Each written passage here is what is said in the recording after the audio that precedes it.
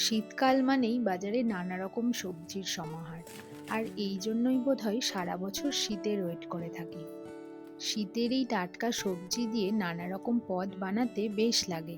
শীতের একটি অন্যতম সবজি মেথি শাক, আর সেটা দিয়েই আজ বানাবো পরোটা। মেথি পরোটা বানানোর জন্য লাগবে এক আঁটি টাটকা মেথি শাক। প্রথমে গোড়ার অংশটাকে কেটে বাদ দিয়ে দেব। তারপর পাতাগুলোকে ভালোভাবে বেছে নেব। তারপর জল দিয়ে খুব ভালোভাবে ধুয়ে নিয়ে মিহি কুচি করে কেটে নেব। এবারে 1 ইঞ্চির মতো আদা আর কয়েকটা কাঁচা লঙ্কাকে ভালোভাবে থেতো করে নেব। আপনারা চাইলে গ্রেটারে গ্রেট করেও দিতে পারেন। পরোটার জন্য এবার আটাটা মেখে নেব। আটার মধ্যে দিয়ে দেব স্বাদ অনুযায়ী নুন, একটু হলুদ গুঁড়ো, জিরে গুঁড়ো, একটু জোয়ান, আর দেব আগে থেকে যে আদা আর কাঁচা লঙ্কাটা থেতো করে রেখেছিলাম সেটা, আর সবশেষে দিয়ে দেব কুচিয়ে রাখা মেথি শাকটা। এবারে সব কিছু উপকরণ দিয়ে আগে ভালোভাবে আটাটাকে চটকে নেব, কারণ শাক থেকে কিছুটা জল বেরোবে। প্রথমেই জল দিয়ে দিলে আটাটা নরম হয়ে যাবে, তাই আগে শাক থেকে কতটা জল বেরোবে সেই পরিমাণটা বুঝে নিয়ে তারপর আস্তে আস্তে জল দিয়ে আটার ডোটা তৈরি করে নেব।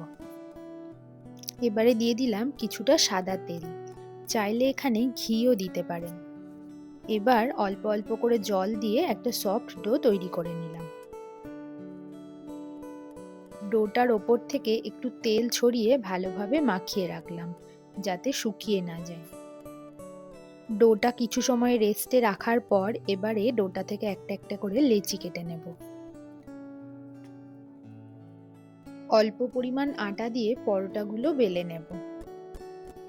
আমি পরোটাগুলো রাউন্ড শেপেই বেলবো। আপনারা চাইলে 3 কোনা বা চৌকো যা খুশি বেলে নিতে পারেন। তাওয়াটা আমি আগেই গরম হতে বসিয়ে দিয়েছিলাম। এবার পরোটাগুলো ভেজে নেব। প্রথমে পরোটাগুলো শুকনোই সেঁকবো, তারপর ওপর থেকে অল্প অল্প ঘি বা তেল ছড়িয়ে পরোটাগুলো ভেজে নেব।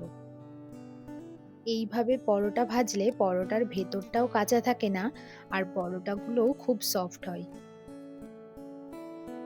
এইভাবে একে একে আমি সব পরোটাগুলোকে ভেজে নেব। মেথি শাক যেহেতু সারা বছর পাওয়া যায় না, তাই শীতকালই মেথি পরোটা খাওয়ার একমাত্র সময়।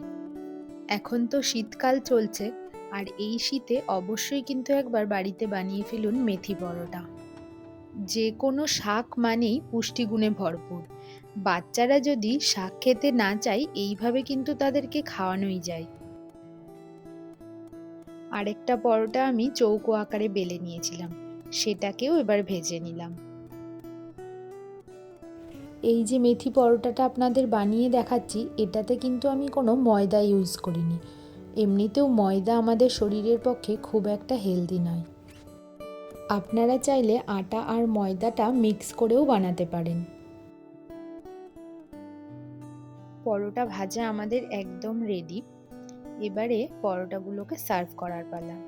আমি এই পরোটাটা বাড়িতে তৈরি আচার আর সামান্য সস দিয়ে পরিবেশন করেছিলাম। আপনারা চাইলে ইচ্ছে মতো যা খুশি সবজি দিয়েও পরিবেশন করতে পারেন।